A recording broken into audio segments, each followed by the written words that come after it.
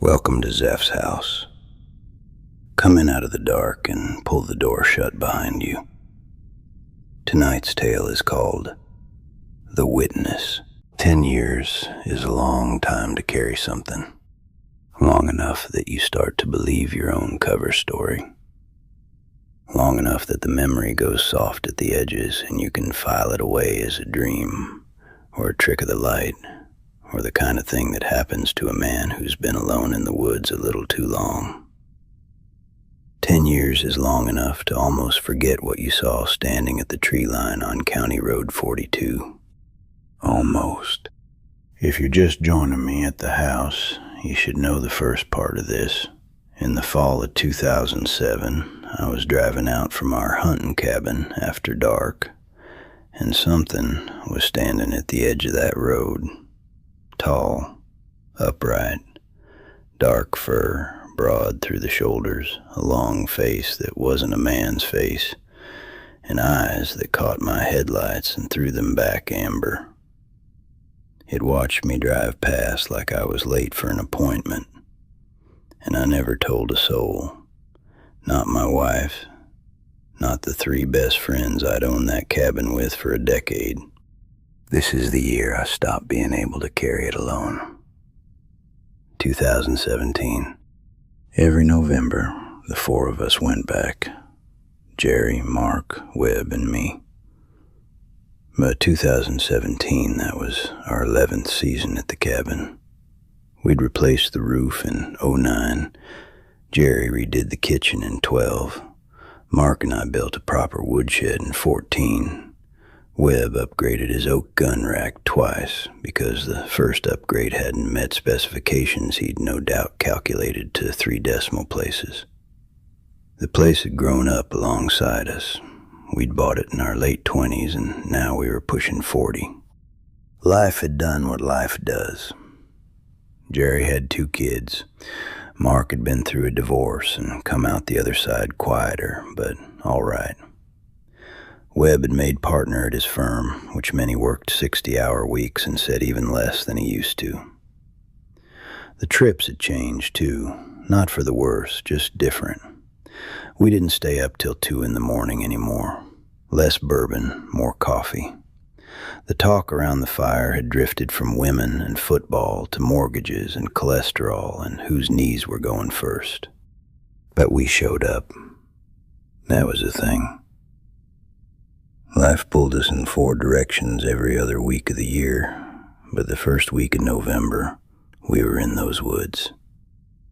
It was the one thing that didn't change, and I was still a maintenance man, still drove up once a month, still checked the pipes, cleared the gutters, mowed the clearing before it went feral, still drove County Road 42, alone, in the dark, more often than I liked.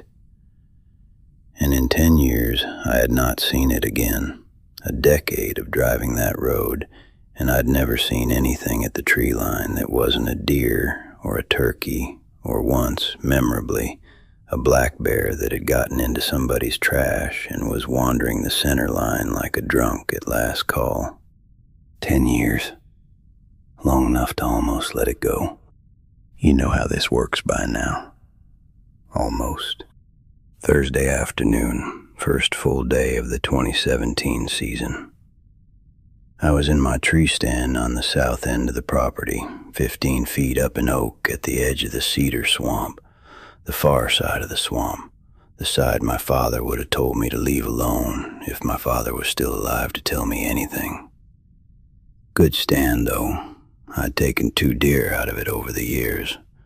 It was about 4:30. The light was going. That blue-gray November light that makes everything look like a photograph that hasn't finished developing. I was watching a trail along the cedar edge when the woods went quiet. Not gradually, all at once. The way the sound cuts out of a room when something walks into it that everything else is afraid of. The birds stopped. The squirrels stopped. I sat dead still and told myself it was a bobcat working the swamp or a coyote. Something that would shut the woods up and then move on. Then I saw it, 80 yards out, moving through the timber, perpendicular to my stand, walking upright, smooth, fluid, unhurried. The dark brown-gray of winter fur, broad through the shoulders, the head riding above a brush line that would have been chest-height on me. It moved between the trees the way a man crosses a parking lot, like it knew exactly where it was going, like it had been there before. I couldn't see the face, wrong angle, but I could see the profile, the long head, the set of the ears, the way the shoulders rolled with each stride. And I could see the height, 7 feet easy, maybe more. It crossed my line of sight in about 6 seconds and was gone into the deeper timber without ever breaking stride. The woods stayed silent a long time after it passed. I sat in that stand another 45 minutes, not because I was hunting, because my legs would not work. When I finally climbed down, my hands were shaking so badly I nearly dropped my rifle off the ladder. I didn't say anything at dinner. Jerry had gotten a doe that afternoon and the celebration carried the night. I sat with my plate and my beer and I watched the tree line through the window and I thought, 10 years. 10 years and it's back. Same woods, same property. It was never a bear in 07. It was never going to be a bear. I went to bed that night and didn't sleep. The second night, Friday, we'd hunted all day. Jerry had missed a 10-point at 70 yards and was telling the story for the third time, each version more heroic than the last. Mark was poking the fire. Webb was inside at the table cleaning his rifle with the door open so he could hear the conversation without having to be in it. He was cold, low 30s, the kind of November cold that makes the fire feel like the center of the universe. I was staring at the tree line the way I always stared at the tree line, casually, a beer in my hand, a man enjoying the view. "You all right?" Mark asked. "Fine. You've been quiet." "I'm always quiet." "Not this quiet." Mark noticed things. That was his curse. He noticed empty beers and empty silences and the difference between the comfortable kind of quiet and the other kind.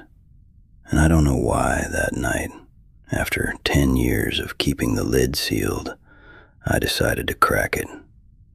Maybe it was the beer. Maybe it was the cold. Maybe it was because I'd seen it again the day before and my hands still hadn't entirely stopped shaking inside my jacket pockets. "I want to tell you guys something," I said, "and I need you to let me get all the way through it before anybody says anything." Jerry looked up from his bourbon and grinned. "Oh, this is going to be good." Inside the cabin, I heard Webb's cleaning rod go still. I told him.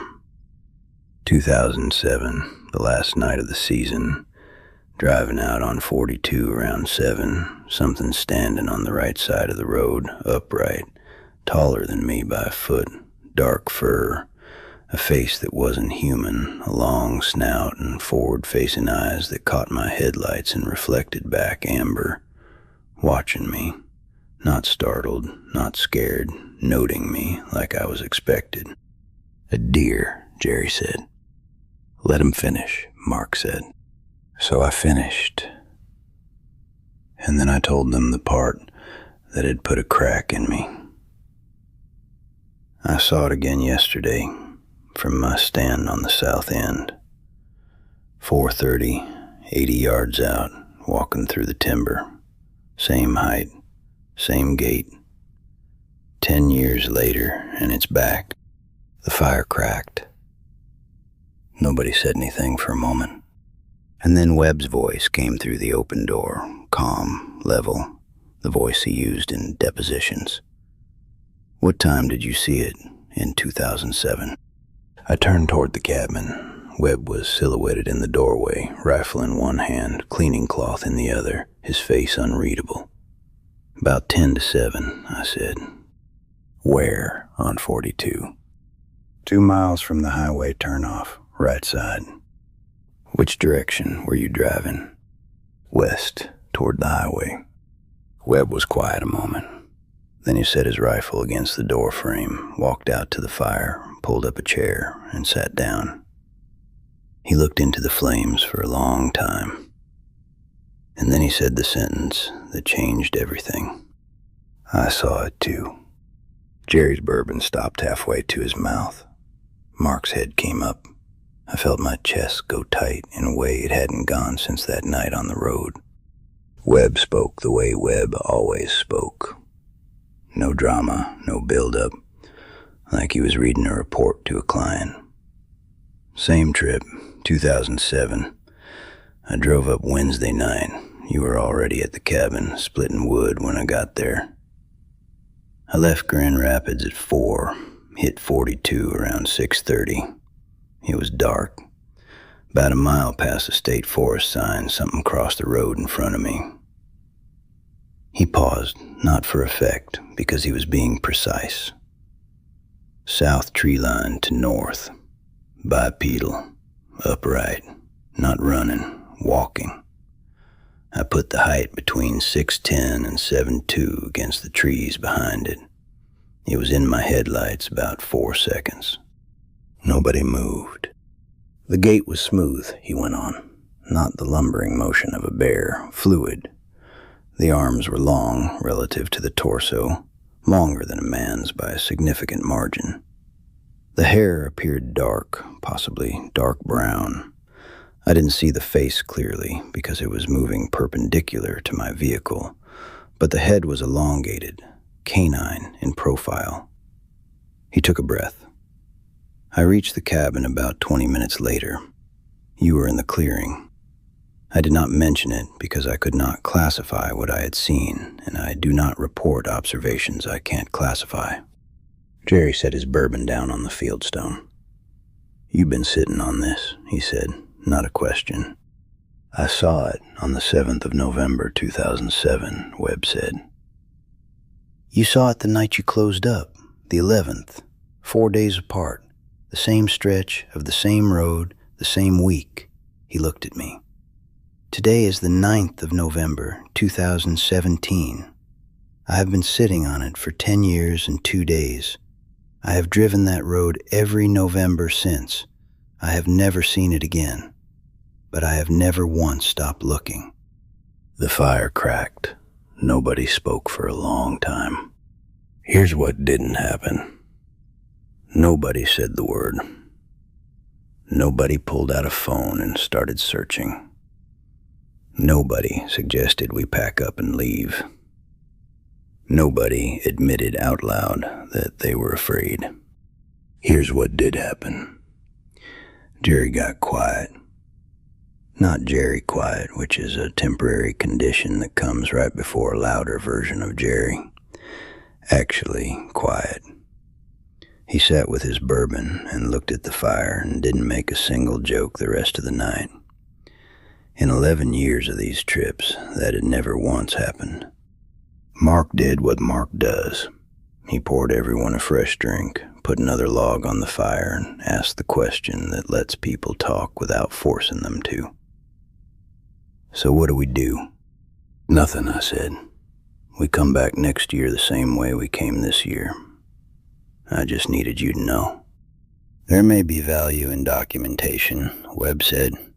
If we encounter it again, photographs or video would be useful. I can spec a trail camera system for the road and the clearing. Webb, Jerry said, we are not setting up surveillance on Bigfoot. There was a laugh in it, but the laugh was hollow. I didn't say Bigfoot, Webb replied. Then what are you calling it? Webb looked at the fire. I don't know what it is, he said, and I don't name things I can't identify. But it was real. I saw it. He saw it. We saw it in the same year, on the same road, 4 days apart. He let that settle into the conversation like a stone dropped into a pond. That isn't an anomaly. That's a data set. We went to bed around midnight. Nobody said goodnight the way we usually said goodnight.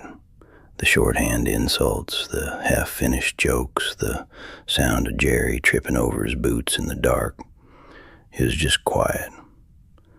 Quiet and the wood stove ticking, and 4 men in sleeping bags pretending the conversation hadn't happened. We hunted Saturday. Nobody saw a deer. Nobody saw anything. Sunday morning we packed up. Jerry left first, which was unusual. Jerry always lingered. He shook hands all around, clapped me on the shoulder, said, "Same time next year," and drove down the dirt track a little faster than he needed to. Mark left next. He stood with me at the trucks a minute, looking at the tree line. "You believe us?" I asked. "I believe Webb," he said. Then he looked at me and almost smiled. "I believe you too. I just believe Webb louder." Fair enough. Webb was last. He locked the cabin, checked the windows, and walked the perimeter once, slowly, looking at the ground. I watched him do it, and I knew he was looking for tracks. He didn't find any. At his truck, he stopped and looked at me. "I'm going to do some research," he said, "before next season." "Research on what?" "The property, the area, sighting reports, historical accounts. I want to understand the frequency." He got into his truck, seatbelt, mirror, ignition, neat and efficient. "I'll send you what I find." He drove off. I stood alone in the clearing, the cabin behind me, the woods on 3 sides, the track running out to 42, and the rest of the world where things still made sense. Then I locked the gate, got in my truck, and drove County Road 42 at 6:30 in the evening, watching both tree lines the whole way. I didn't see anything but road and forest and the dark, but I drove a little faster than I used to. The email came in February. The subject line was RE Property Research, even though there had been no previous email in the thread. That was Webb, creating a paper trail that started in the middle. It was organized under headers because Webb. He'd pulled the property records back to the original homestead claim. Our 12 acres had been part of a larger parcel owned by a logging company in the 1880s. Before the loggers, the land had been Odawa territory. The logging company folded, the parcel was subdivided and sold. Our 12 acres had changed hands 7 times, and 3 of those sales had happened in years ending in 7. And he'd found something else. A database of reported sightings, kept by a man who ran a podcast about encounters with unidentified upright canines. It was searchable by county. Wexford County had 43 entries spanning 1987 to 2016. Most of them were on roads within 5 miles of our cabin, and most of them, the clear majority, had happened in years ending in 7. 1987, 1997, 2007. The email ended with one line that wasn't filed under any header.